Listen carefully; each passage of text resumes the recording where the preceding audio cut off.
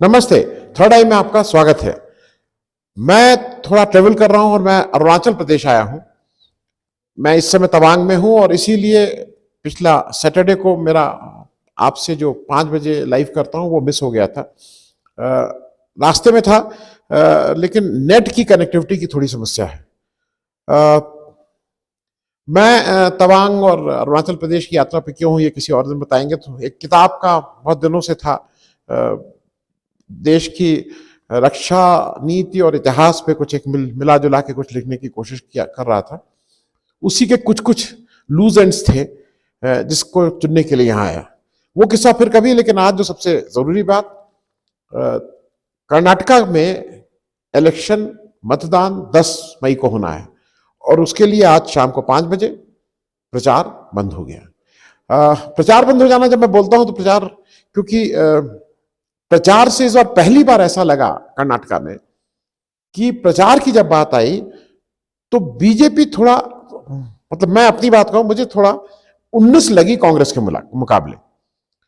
Congress front foot पे थी, BJP थोड़ा डिफेंड कर रही थी, और जो उत्साह और जो एक जोश दिखाई पड़ता है हमारे मोदी जी में, वो इस बार मिसिंग था। इलेक्शन होने हैं, उसमें 224 सीटों के लिए 5 करोड़ 21 लाख मतदाताओं को अपने वोट देने हैं, और जिसके पास मैजिक फिगर ऑफ 113 आ गई, 113 एमएलए की जिसको मैजिक फिगर मिल गई, वो उसकी मेजॉरिटी हो जाएगी।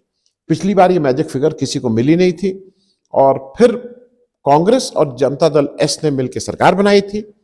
बाद में बीजेपी के जो, जिस चीज में बीजेपी अपने को बहुत सिद्धस्त और स्ट्रांग मानती है, उसने तोड़फोड़ करके, एमएलए तोड़ के, फिर इधर उधर करके फिर अपनी सरकार बना ली थी। इस बार जो इलेक्शन है वो मेरे मेरे हिसाब से कांग्रेस और बीजेपी दोनों के लिए बहुत ही अहम है। हालांकि हर इलेक्शन अहम होते हैं, हर इलेक्शन इंपॉर्टेंट होते हैं, लेकिन कर्नाटका का इलेक्शन, बहुत सी ऐसी चीजें हो रही हैं जिसमें वो शायद देश को अगर हुआ तो कोई ना कोई एक दिशा तो दे ही देगा। चाहे बीजेपी जीते तब एक दिशा, और चाहे कांग्रेस जीते तब एक दिशा। इधर बहुत ओपिनियन पोल भी आपने देखे होंगे। ओपिनियन पोल को मैं 3 कैटेगरीज में बांट रहा हूं, 3 अलग अलग तरह के पोल हैं। मैं शुरू में बता दूं, मेरा व्यक्तिगत विचार यह है कि ओपिनियन पोल एक मार्केटिंग एक्सरसाइज होती है। कोई ना कोई तो उसका पैसा देता है, और जो उसका पैसा देता है उसको हराना तो नहीं होता है। भले ही उसको जिता ना पाए, मान लीजिए जो जन समर्थन है या जो जो उसमें सर्वे में आ रहा है, तो आप ये नहीं कह सकते हैं कि आप हार रहे हैं, क्योंकि उस तरह के सर्वे हमारी राजनीतिक पार्टी बहुत कराती हैं, लेकिन वो चुपचाप होते हैं, कंस्टिट्यूंसी के होते हैं, कैंडिडेट्स को चेंज करने के लिए होते हैं, लेकिन वो सार्वजनिक नहीं किए जाते हैं। लेकिन ये जो ओपिनियन पोल होते हैं वो सार्वजनिक होते हैं, और तय बात है कि समवन हैज टू पे फॉर इट। और मेरे हिसाब से पेमेंट जो भी पार्टी करती है, उस पार्टी को आप हरा नहीं सकते हैं। तो मतलब मैं ये इस बात को बार बार कहा हूं, फिर से कह रहा हूं, मेरे मेरे इतने साल के, मैं 77 में मैंने पहला इलेक्शन में मैं इन्वॉल्व हुआ था, आज तक मैं या मेरे किसी जानने वाले को आज तक एक बार भी किसी ओपिनियन पोल वाले का ना फोन आया है, ना उसने आपको संपर्क किया है कि आपका क्या ओपिनियन है, या जो क्वेश्चनर भेजते हैं, इस तरह की कोई बात नहीं हुई। तो ये महज मेरे हिसाब से ऑफिस में बैठ के कुछ लोग इस काम को करते हैं। खैर, ये उनका काम है। ओपिनियन पोल इस समय जो कर्नाटक में, वो 3 ट्रेंड दिखा रहे हैं। कल जी न्यूज ने अपना पोल दिया। जी न्यूज के हिसाब से सबसे बड़ी पार्टी के रूप में बीजेपी आ रही है, नंबर 2 पे कांग्रेस और नंबर 3 पे जेडीएस है। और उसका कहना यह है कि जेडीएस अहम भूमिका वो करेगी। और एक जनरल जो बीजेपी ने अपनी इमेज बना ली है कि अगर वो सबसे बड़ी पार्टी हो जाती है, क्योंकि अभी तो उसकी इमेज ये है कि अगर वो सेकंड लार्जेस्ट भी होती है तब भी वो इलेक्शन, अगर मेजॉरिटी किसी की नहीं आती है तो सरकार तो वही बनाएगी। तो जी न्यूज ये कह रहा है। दूसरे कुछ पोल्स ये कह रहे हैं, जिनको ये लगता है कि भाई रहना तो इसी राज्य में है, अभी 2024 तो दूर है, जिस तरह से सरकार का कंट्रोल है, तो वो ये कह रहे हैं कि कांग्रेस लार्जेस्ट पार्टी बनेगी। उनको ये कहने में खतरा लग रहा है कि अगर हमने ये कह दिया कांग्रेस मेजॉरिटी में आ जाएगी, तो जो जो भी ताकतवर लोग हैं और जो जो प्रभावशाली लोग हैं, जो इस समय देश चला रहे हैं, वो उनके लिए मुश्किल पैदा कर सकते हैं। तो दूसरी पार्टी ये हुई। तीसरा ये है, जो कुछ लोग कांग्रेस की मेजॉरिटी की बात भी कर रहे हैं, लेकिन वो कम है कि कांग्रेस अपने आप मेजॉरिटी में आ जाएगी। तो ये तो तीन कैटेगरीज हुई। अब मेरे हिसाब से ये इलेक्शन देश का फेट, जो मैं बार बार कह रहा हूं देश का फेट डिसाइड करने जा रहे हैं, उसको आप ज्यादातर लोग उसको दो तरह से देख रहे हैं। एक लोगों का कहना है कि स्टेट इलेक्शन है, लेकिन इसमें कुछ नेशनल इश्यूज भी कहीं ना कहीं काम कर रहे हैं। मेरे हिसाब से इसको तीन हिस्सों में बांट लीजिए, स्टेट लेवल के इश्यूज, नेशनल लेवल के इश्यूज, और तीसरा मैं उसको बोल रहा हूं वो इश्यूज जो हैं वो कोई इशू डायरेक्ट अगर देखिए तो इशू आपको लगेगा इंसिडेंट है, लेकिन वो किसी ना किसी एक बड़ी चीज से उसका संबंध है, तो वो है इवेंट। तो मेरे हिसाब से इस समय जो तीन बहुत इंपॉर्टेंट इवेंट है इस देश के सामने, इस देश को मतलब इस देश के लोग इसको देख रहे हैं कि ये किस करवट लोगों की राय है। उसमें पहले नंबर पे जो महिला पहलवानों का यौन शोषण का मामला है, और उसमें सरकार की तरफ से और मोदी जी की तरफ से बिल्कुल चुप्पी है, बिल्कुल पिन ड्रॉप साइलेंस है। वो शायद मेरे हिसाब से पहला इशू है, क्योंकि बृजभूषण शरण सिंह के अगेंस्ट सुप्रीम कोर्ट के कहने पे एफआईआर हो चुकी है। एफआईआर जिन धाराओं में हुई है उन धाराओं के अनुसार उनकी गिरफ्तारी हो जानी चाहिए, लेकिन गिरफ्तारी नहीं हो रही है। गिरफ्तारी दिल्ली पुलिस करनी है। दिल्ली पुलिस सीधे सीधे गृह मंत्रालय के अंडर आती है, और गृह मंत्रालय की देखभाल अमित शाह साहब उसके मंत्री हैं, और अमित शाह साहब इस पूरे इलेक्शन को भी किससे क्या होगा ये वही निर्णय करना। तो पहली चीज तो ये है। दूसरा इवेंट जो मुझे ऐसा लगता है, सतपाल मलिक साहब को लोग जितनी गाली दे दें, लेकिन सतपाल मलिक साहब ने एक कहीं ना कहीं इस इशू को तो उठा ही लिया है, जो इशू ये है राष्ट्रवाद वाला। क्योंकि अब लोगों को कुछ ये क्वेश्चन मार्क लग रहा है कि भाई अगर उस समय हमारे 40 जवान मारे गए थे, और ये था कि ये इंटरनल हमारी अपनी अंदरूनी गलतियों की वजह से हुआ है, तो मोदी जी उस समय चुप क्यों करा रहे थे सतपाल मलिक साहब को कि तुम चुप रहो, तुम चुप रहो, तुम कुछ मत बोलना। और फिर उसी के बेसिस पर उन्होंने 2019 का इलेक्शन जीता था। यह जग जाहिर हो गया है। ये मुझे। और तीसरा इशू, अभी सरकार को ऐसा लग रहा है कि अडानी की बात लोग धीरे धीरे भूलते जा रहे हैं। हो भी सकता है क्योंकि सुप्रीम कोर्ट ने सेबी को 2 महीने का समय दिया था, मतलब जो कमेटी बनी थी उससे कहा था कि सेबी की वर्किंग देख ली 2 महीने। अब वो 6 महीने का और एक्सटेंशन मांगा गया है। अब उसमें ना सुप्रीम कोर्ट का कोई बहुत आपको रुचि दिखाई दे रही है, ना लोगों की रुचि दिखाई दे रही है। लेकिन मेरे हिसाब से अडानी का भी एक इवेंट, बड़ा इवेंट है, क्योंकि अभी भी वो स्टॉक मार्केट में किस तरह से बिहेव करेंगे नहीं पता है। अब थोड़ी देर के लिए हम लोग आ जाएं जो नेशनल इश्यूज हैं, क्योंकि सबसे इंपॉर्टेंट स्टेट इश्यूज हैं जो लास्ट में हैंडल करेंगे। मेरे हिसाब से सबसे पहला जो नेशनल इश्यूज है, जिसके लिए उसको हो सकता है कि रोज हमारे लिए वो तुरंत नहीं हो, लेकिन तिल तिल करके रोज हर आदमी उसमें पिस रहा है। रोजगार और महंगाई, ये एक दूसरे से रिलेटेड है। बेरोजगारी और महंगाई एक ये बड़ा इशू नेशनल है। दूसरा, धर्म के नाम पर जो वोट देने के, एक बीजेपी ने एक नया फॉर्मूला खोज लिया था कि धर्म के नाम पे वोट मांगो और कैसे कहो कि हम आई एम द प्रोटेक्टर, और उस प्रोटेक्टर ऑफ हिंदू रिलीजन, और उसके बाद आप उस पर वोट ले जाओ। और तीसरी चीज जो विचारधारा की बात है, जिसको मैं अभी अलग से आपसे नहीं बात कर पाया हूं, जैसे मणिपुर में है। मणिपुर में एक ट्राइबल वहां पे रहते हैं। वहां पे आप एक दूसरी जो जनजाति जो बेसिकली हिंदू अपने को मानती है, अब उसको भी आप ट्राइबल का दर्जा देके जो ट्राइबल के जो अधिकार हैं उसको डाइल्यूट करने की कोशिश करना है। ये भी कहीं ना कहीं बीजेपी की विचारधारा की बात है। तो ये तो नेशनल इश्यूज हैं। लोकल इश्यूज मेरे हिसाब से मैं तीन ही करके कर रहा हूं जो मुझे समझ में आ रहा है। एक बड़ा इशू यह है कि कांग्रेस ने कहा कि मेरी 5 घोषणाएं हैं जो मैं पहली कैबिनेट में लागू करूंगा। अब ये देखने वाली बात है कि उन 5 घोषणाएं लोगों तक अपना असर या अपना कम्युनिकेशन कांग्रेस छोड़ पाई है कि नहीं छोड़ पाई है, क्योंकि बीजेपी का तो विजन डॉक्यूमेंट होता है। अमृतकाल, 5 साल में, 50 साल में, 100, कुछ अजीब अजीब वो वादे करते हैं, और फिर बाद में जो वादे करते हैं तो कहते हैं जुमला है। तो उनका वादे पे बहुत एतबार लोगों को नहीं है। दूसरी बात, ये जो पेसीएम का मामला है, 40% कमीशन वाला, ये ठीक से चिपका हुआ है।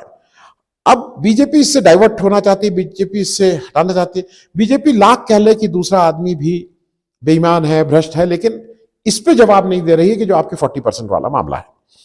और मेरे हिसाब से कर्नाटक के लिए एक बहुत इंपॉर्टेंट इशू कास्ट सेंसस भी है, क्योंकि कास्ट सेंसस की जो परछाई है, अगर कर्नाटक में कांग्रेस आ जाती है और कास्ट सेंसस की बात करती है और रिजर्वेशन का 50% का जो कैप है उसको हटाती है, तो ये एक 2024 का एक बड़ा इशू मेरे हिसाब से बन जाएगा। दूसरा, अब ये तो एक बात हो गई, एक और बात होने जा रही है जिसको हम लोग हमारे एक ईस्टर्न यूपी की कहावत है, नौ नौ कितने बाल। तो राहुल गांधी आज कहां पहुंचे हैं, और मोदी जी को जो है ना, मोदी इज इनविंसिबल, अरे राहुल गांधी उसके सामने क्या, मोदी, वो पहली बार राहुल गांधी सामने से चैलेंज कर रहे हैं, मोदी जी के हर बात को चैलेंज कर रहे हैं। वो भी इस इलेक्शन में कुछ ना कुछ जरूर पता लगेगा कि राहुल गांधी जो भारत जोड़ो यात्रा की है, राहुल गांधी जो लोगों के बीच जा रहे हैं इस तरह से, वो उसका कोई असर हुआ है कि नहीं हुआ है। क्योंकि ऐसे तो बात करी तो लोग कहते हैं नहीं, उनकी इमेज बहुत अच्छी हुई है, कांग्रेस का कुछ वोट हो रहा है, लेकिन तो वोट की दृष्टि से, उस दृष्टि से राहुल गांधी अपने को कहां ले जा पाए हैं, ये एक इंपॉर्टेंट चीज रहेगी मेरे हिसाब से। एक चीज, क्योंकि एक्चुअल में क्या पोजीशन है, एक और इंपॉर्टेंट फैक्टर है जो कहीं ना कहीं अंडरलाइन है, उसका एक वो है, बहुत प्रोमिनेंटली नई लोगों के सामने है, वो खड़गे फैक्टर है। खड़गे फैक्टर मैं इसलिए कह रहा हूं क्योंकि मैं अदर देन कर्नाटका जिन लोगों से बात करता हूं, उसमें खास करके जो लोग वंचित वर्ग से आते हैं, उनको खड़गे जी को लेके वो बहुत आशावान है, उनमें एक उत्साह है, उनको लगता है कोई एक ऐसा व्यक्ति आया है जो जोरदार ढंग से हमारी बात कह सकता है। उस दृष्टि से खड़गे जी का भी एक टेस्ट केस है, क्योंकि खड़गे जी के ऊपर जो अभी बीजेपी ने साफ साफ उनके एक कैंडिडेट हैं, उन्होंने वो कहा है कि हम आपको, आपके परिवार और उनको खत्म कर देंगे, इस तरह की बातें कहें, पहले भी कहे थे, पहले भी एफआईआर हुई थी। वो भी एक इस बार टेस्टिंग टाइम है, इस बार वो भी पता लगेगा क्या है। एक चीज मैं और कहना चाहता हूं, क्योंकि ये इलेक्शन एक मिथ को अगर तोड़ दे तो बहुत बड़ी बात है और बहुत अच्छा होगा, वो चाहे बीजेपी जीते, चाहे जेडीएस जीते, चाहे कांग्रेस जीते। जो अभी सारे आप इलेक्शन उनको ले लीजिए, लिंगायत बीजेपी के साथ वोट कर रहे हैं, अच्छा भाई, वोकालिगा जेडीएस के साथ वोट कर रहे हैं, कुरबा वो जो कांग्रेस के साथ वोट कर रहे हैं। ये कहीं ना कहीं इस पे कभी ना कभी तो विराम लगना चाहिए, क्योंकि अब क्या आ रहा है ना, अब जब सर्वे आ रहा है कि एससी एसटी कांग्रेस के पक्ष में ज्यादा है, मुस्लिम कांग्रेस के पक्ष में ज्यादा है, तो वो उनके पक्ष में ज्यादा है। ये मुझे ऐसा लगता है कि ये इस चीज को कहीं ना कहीं बंद होना आवश्यक है। एक मैं छोटी सी क्लिप आपको दिखा दे रहा हूं, बीजेपी परेशान है, कल वो एएनआई की क्लिप है इसलिए मैं लगा रहा हूं। अब एएनआई का मैं सौजन्य से लिख दूंगा, और क्योंकि थोड़ा कॉपीराइट का इश्यू होता है, लेकिन फिर भी मैं लगाऊंगा। ये 1 या 2 दिन पहले की क्लिप है। अमित शाह साहब जो मतलब इस सबके स्ट्रैटेजिस्ट दी ग्रेट हैं, वो थोड़ा खफा हो रहे हैं कि भाई ये सब मोटरसाइकिल हैं, लोग कहां हैं, लोग तो दिख नहीं रहे हैं। तो रोड शो अगर आपने देखा होगा कुछ 1-2 दिन पहले का रोड शो हमारे प्राइम मिनिस्टर का, वो 100-200 लोग साथ साथ भाग रहे थे। वो कोई रोड शो जैसा होना चाहिए, जिस तरह का होना चाहिए, वो एक अजीब सा स्थिति थी। खैर, दूसरी तरफ कांग्रेस में ज्यादा उत्साह दिखा। कांग्रेस में जिस उत्साह से राहुल गांधी पार्टिसिपेट कर रहे थे, जिस उत्साह से खड़गे जी पार्टिसिपेट कर रहे थे, जिस उत्साह से सोनिया गांधी पार्टिसिपेट किए, वो कहीं ना कहीं ये भी दिखाता है कि हवा किस तरफ बह रही है, क्योंकि वो एक चीज हुई है। मेरे हिसाब से एक और, जैसे कास्ट इक्वेशन है ना, एक और बहुत शायद वो उतना प्रोमिनेंटली उस तरह से नहीं डिस्प्ले हो रहा है, लेकिन एक बड़ा इशू जो ये पीएफआई और बजरंग दल की हरकतें हैं, इस पे आपको नहीं लगता है कि इस पे रोक लगनी चाहिए? क्योंकि इस बजरंग दल को बजरंग बली के साथ इक्वेट करके, और मोदी जी नारा लगा रहे हैं कि वह बजरंग बली बोलो और फलाना बोलो और क्या क्या बोलो, लेकिन इस पे बात कभी नहीं होनी चाहिए। क्योंकि हो क्या रहा है कि बीजेपी हिंदुत्व की आड़ में हिंदुओं की ठेकेदार बन गई है। हमारी और आप, मतलब जो हिंदू हमारे लोग हैं, उनके वो मतलब स्पोक्स पर्सन हो गई है। वो उनकी बात करने लगी कि भाई बीजेपी जो है वो हिंदुओं की बात करेगी, जबकि ऐसा नहीं है। टर्म्स ऑफ वोट में भी देख लीजिए, ऐसा नहीं है। तो मेरे हिसाब से ये वाला एक बड़ा इशू भी सेटल होना है। इसके बाद क्या हो रहा है कि 2024 का अब इलेक्शन है, उससे पहले 3-4 स्टेट के इलेक्शंस हैं, उसकी गर्माहट आप सुन ही रहे हैं, रोज देख ही रहे हैं। राजस्थान गर्म हो रहा है, मध्य प्रदेश गर्म हो रहा है, छत्तीसगढ़ उतना नहीं, लेकिन मध्य प्रदेश और राजस्थान तो बहुत गर्म हो रहे हैं। तो चूंकि वो इलेक्शन सामने आने जा रहे हैं, तो और कर्नाटका का इलेक्शन केवल रिलेशनशिप कांग्रेस, बीजेपी, जेडीएस की ही नहीं तय करेगा, वो रिलेशनशिप विपक्ष की, विपक्ष में भी कांग्रेस को किस जिम्मेदार कितनी अहमियत दी जाती है उस विपक्ष की पॉलिटिक्स में, यह भी कर्नाटक का इलेक्शन डिसाइड करने जाएगा। क्योंकि अगर मैं बड़ा अगर बोल रहा हूं, कांग्रेस की मेजॉरिटी आ जाती है तो कांग्रेस शायद मेरे ख्याल में 2024 की विपक्ष की पॉलिटिक्स की ड्राइविंग सीट में होगी। कितनी सीट आएंगी, कितना वो होगा, वो तो अभी आने वाला समय बताएगा। लेकिन एक चीज और मैं आगाह कर दूं, अगर कांग्रेस जीत रही है तो एक चीज ध्यान रखिएगा, विपक्ष के नेताओं के अगले 10-12 महीने बहुत ही टफ और मुश्किल होने वाले हैं, क्योंकि उसका नमूना अभी हम लोगों ने हाल में देख लिया था। तो अगर यहां पे कांग्रेस जीतती है तो विपक्ष के लिए, विपक्ष के नेताओं के लिए थोड़े मुश्किल दिलाने वाले हैं, इसमें भी कोई दो राय नहीं है। थैंक यू सो मच, धन्यवाद।